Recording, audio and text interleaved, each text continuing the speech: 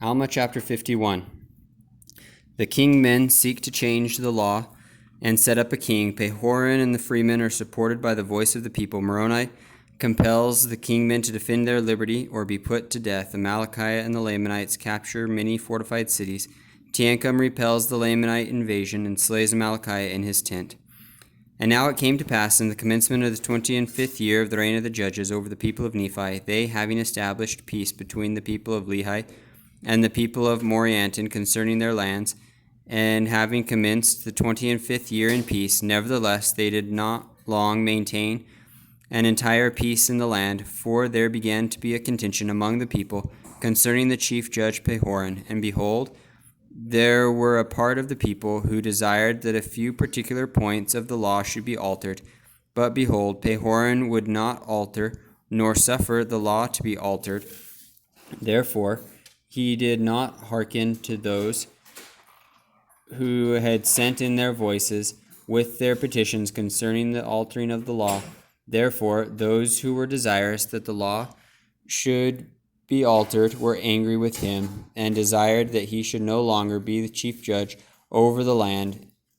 Therefore, there arose a warm dispute concerning the matter, but not unto bloodshed.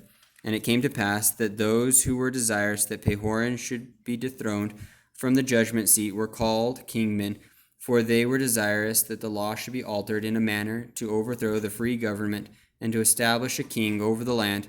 And those who were desirous that Pehoran should remain chief judge over the land took upon them the name of freemen, and thus was the division among them. For the freemen had sworn or covenanted to maintain their rights and their privileges and their religion by the free government. And it came to pass that this matter of their contention was sealed by the voice of the people.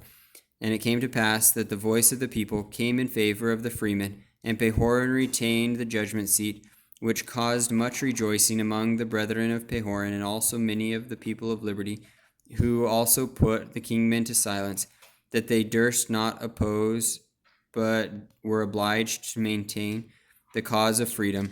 Now those who were in favor of kings were those of high birth, and they sought to be kings, and they were supported by those who sought power and authority over the people. But behold, this was a critical time for such contentions to be among the people of Nephi. For behold, Amalekiah had again stirred up the hearts of the people of the Lamanites against the people of the Nephites, and was gathering together soldiers from all parts of his land, and arming them and preparing for war with all diligence, for he had sworn to drink the blood of Moroni. But behold, we shall see that his promise which he made was rash. Nevertheless, he did prepare himself and his armies to come to battle against the Nephites. Now his armies were not so great as they had hitherto been, because of the many thousands who had been slain by the hand of the Nephites. But notwithstanding their great loss, Amalekiah had gathered together a wonderfully great army, insomuch that he feared not to come down to the land of Zarahemla. Yea, even Amalekiah did himself come down at the head of the Lamanites. And it was in the 25th year of the reign of the judges. And it was at the same time that they had begun to settle the affairs of their contentions concerning the chief judge Pehoran. And it came to pass that when the men who were called kingmen heard that the Lamanites were coming down to battle against them, they were glad in their hearts, and they refused to take up arms, for they were so wroth with the chief judge and also with the people of liberty, that they would not take up arms to defend their country.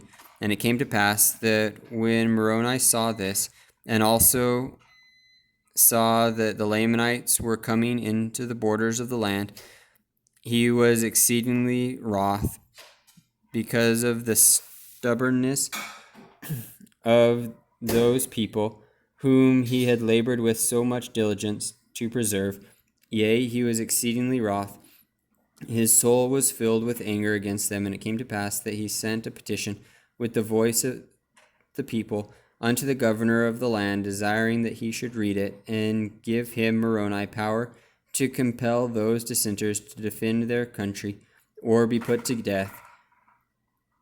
And for it was his first care to put an end to such contentions and dissensions among the people. For behold, this had been hitherto a cause of all their destruction. And it came to pass that it was granted according to the voice of the people.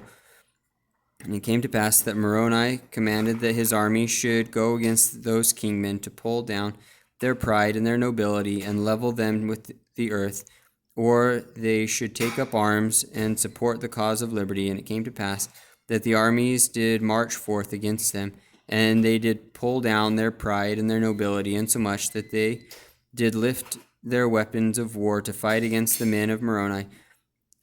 They were hewn down and leveled to the earth. And it came to pass that there were 4,000 of those dissenters who were hewn down by the sword, and those of their leaders who were not slain in battle were taken and cast into prison, for there was no time for their trials at this period. And the remainder of those dissenters, rather than be smitten down to the earth by the sword, yielded up to the standard of liberty, and were compelled to hoist the title of liberty upon their towers and in their cities, and to take up arms in defense of their country.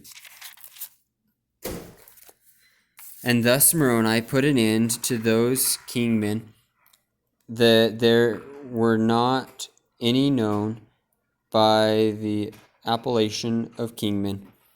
And thus he put an end to the stubbornness and the pride of those people who professed the blood of nobility, but they were brought down to humble themselves like unto their brethren, and to fight valiantly for their freedom from bondage. Behold, it came to pass that while Moroni was thus breaking down the wars and contentions among his own people, and subjecting them to peace and civilization, and making regulations to prepare for war against the Lamanites, behold, the Lamanites had come into the land of Moroni, which was in the borders by the seashore. And it came to pass that the Nephites were not sufficiently strong in the city of Moroni. Therefore Amalickiah did drive them, slaying many. And it came to pass that Amalickiah took possession of the city, yea, possession of all their fortifications. And those who fled out of the city of Moroni came to the city of Nephihah.